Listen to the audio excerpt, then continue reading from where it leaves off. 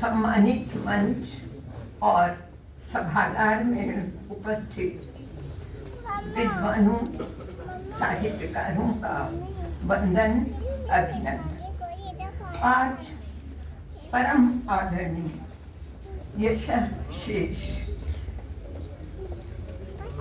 शिवा विष्णु गोस्वामी सुस्मृति साहित्य शिखर सम्मान से सम्मानित होने के लिए मैं पूरे गोस्वामी परिवार को नमन करती हूँ, आभार व्यक्त करती हूँ।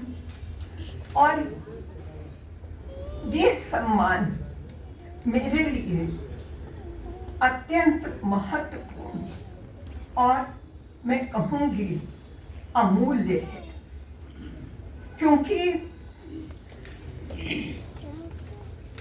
दोनों परम विद्वानों के नाम से सम्मान प्राप्त होना बहुत बड़ी बात है। मैं दोनों को प्रणाम करती हूँ और मैं क्या कहूँ कि आदरणीय गोस्वामी जी के बिना कोई कार्यक्रम हम लोग सोच नहीं।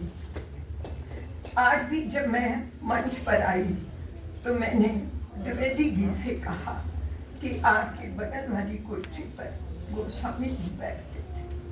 मेरे आंसू आ रहे थे कि उनके बिना हम लोगों ने कभी कल्पना नहीं की थी कि कोई ऐसा कार्यक्रम होगा, और निरंतर आते थे। और सबसे बड़ी बात ये कि वो हम लोगों से पहले समय पर पहुंचते। हम लोग को भले ही विलम्ब हो जाए पर उनको कभी विलम्ब नहीं। और आज मैं लगातार उन्हीं के बारे में सोच रही थी, क्या बोलते थे, कैसे बात करते थे। हालांकि काफी बातें हो गई और बहुत कुछ कहा जा सकता अभी।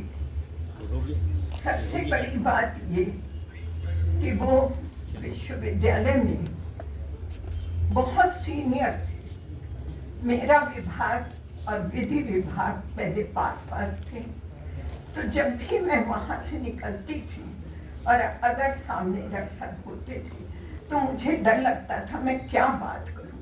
पर वो ही कहते थे, कहिए सब ठीक है, कोई प्रॉब्लम तो नहीं डिपार्टमेंट में। तो मेरी हिम्मत बढ़ती गई और फिर मैं उनसे सारी बातें करती थी।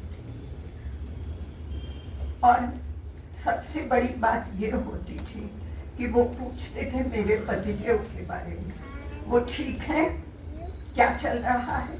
मैंने कहा सर आपसे बात कराऊंगी। और जब भी उनका फोन आता था तो पहले वो कहते थे भैया से बात कराओ, क्योंकि वो भी गांव में थे, तो कहते थे पहले भैया से बात कराओ तब तुमसे बात करो। तो ये सब बातें उनकी सहजता मैं कभी भूल ही नहीं सकती। और मैं आज यही कहूँगी कि आदरणीय गोस्वामी जी और आदरणीय भाभी जी दोनों महान विभूतियाँ, विधि विशेषज्ञ होते हुए भी हिंदी साहित्य की श्रीवृद्धि में निरंतर सक्रिय रहे और समर्पित रहे। और इसीलिए उनकी पुस्तकें हमारे सामने आई। ये उनका अप्रतिम योगदान। अत्यंत विनम्र, सुसंस्कृत, प्रबुद्ध, जागरूक और संवेदनशील होने के साथ हिंदी और उर्दू का उन्हें अद्भुत ज्ञान था। प्राय ऐसा नहीं होता, लेकिन जितना उनका हिंदी पर अधिकार था उतना ही उर्दू और इंग्लिश तो खैर उनकी थी ही, वो सभी को मालूम है। और एक और बात जो मैंने देखी कि साहित्य सृजन की विभिन्न विधाओं का भी उनको बहुत अच्छा ज्ञान था, प्रायः ऐसा नहीं होता। गोस्वामी जी का जो विराट के प्रति उनकी आस्था, उनकी भक्ति भावना, आध्यात्मिक चिंतन और ज्ञान के साथ श्री राम के चरणों में समर्पण, अनन्य श्रद्धा, वो शायद आप लोगों ने अगर उनकी पुस्तक पखेरु बिन पंख उड़े कैसे, अगर ये पढ़ी होगी तो आपको ये सारी बातें मिलेंगी। बहुत ही मुखर अभिव्यक्ति है। 2 पंक्तियां, मनसा वाचा कर्मणा राम भजय जो कोय, निशिवासर काशी बसे अंत राममय होए। ये उनकी भक्ति भावना थी। राम सहारे छोड़ दो तुम सब अपनी काम, पुरुषार्थ करते रहो लेके हरि का नाम। तो उर्दू में जितनी अच्छी उन्होंने गजलें लिखी, शायरी की, वैसे ही भक्ति भावना से अभिभूत उनकी ये रचना है। अगर आप लोगों ने नहीं पढ़ी है तो मैं आज कहूँगी कि इसको अवश्य पढ़िए।